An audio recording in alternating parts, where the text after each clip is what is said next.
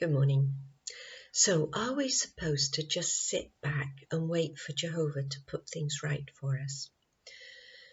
Well, we need to look at how Jehovah puts things right. And the answer, which is fairly stark, is in Revelation 21:8, where it says that the legacy for cowards, for murderers, fornicators, there's a long list here, all sorts of liars, is the second death.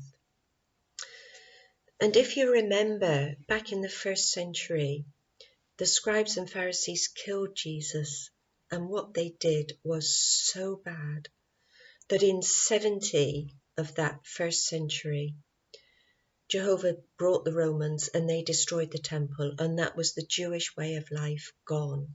That's Jehovah's way of sorting things out. It's drastic. And is that what we want to happen? Well, we might, but there is another way of dealing with these things, and it's in James, and it's chapter 5.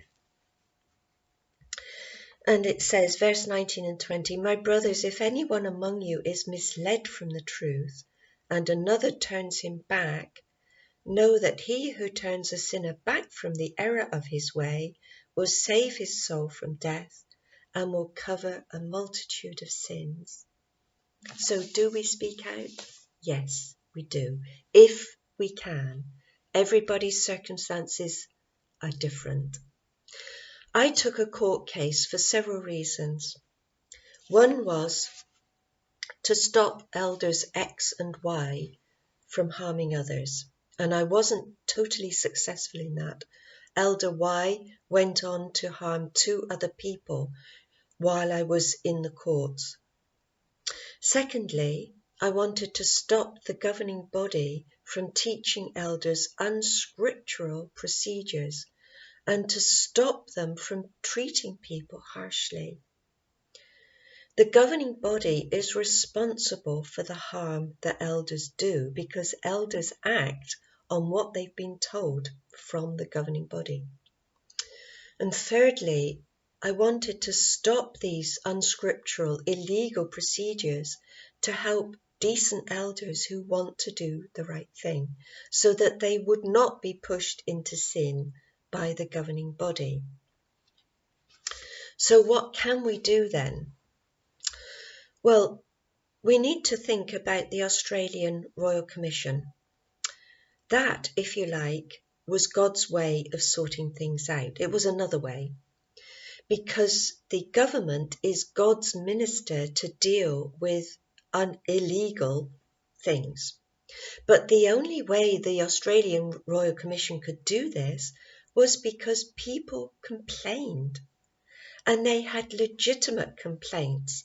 They were dreadful complaints. Now, the Australian Royal Commission helped the governing body then to change their policies. The governing body managed to spin it so that it sounded as if it came from the governing body. Their love of authority will not allow them to back down and say, look, we were terribly wrong here. But it did result in a change.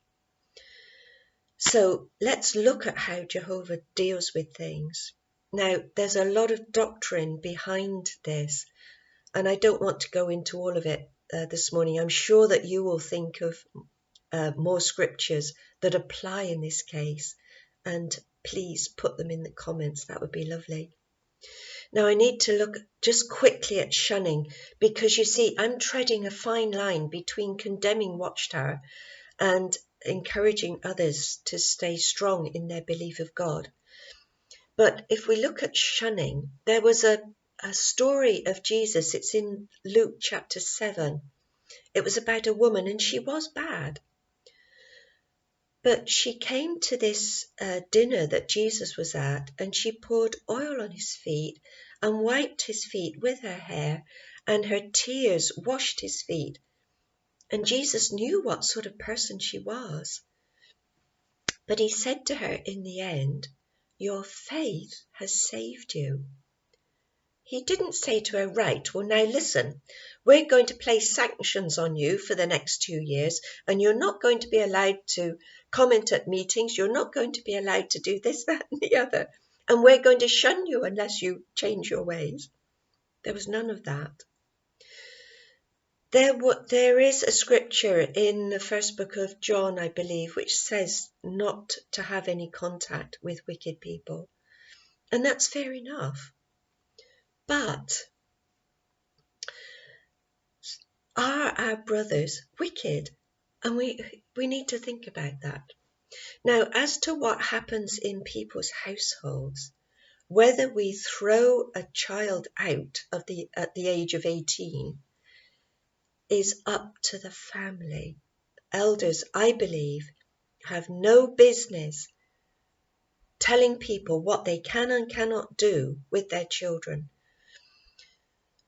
A child's wrongdoing does not relieve us of our responsibility to take care of that child. A father or a mother's wrongdoing doesn't relieve us of the responsibility to take care of them and help them. Yes, we might want to limit our contact if they are truly wicked. We might not want a child in the house if they're taking drugs or are an alcoholic, but that's for each of us to decide. Elders do not dictate what happens in the family situation, but that is my personal opinion. You might discuss that amongst yourselves. So just on a more encouraging note, Tiffany, I believe it was, quoted a scripture which said that Jehovah knows the ones who love him. So I looked up the cross-reference, and it's in 1 Corinthians 8, verse 3. And it says this: if anyone loves God, this one is known by him. So be assured that Jehovah knows us, even if we've been thrown out of the congregation, even if we've been shunned or harmed. Jehovah will eventually put everything right. So thank you for watching, and I'm sorry this was such a complicated matter to deal with. I hope next time to deal with Jesus' miracles, and can we be certain that they happened. Thank you so much for watching.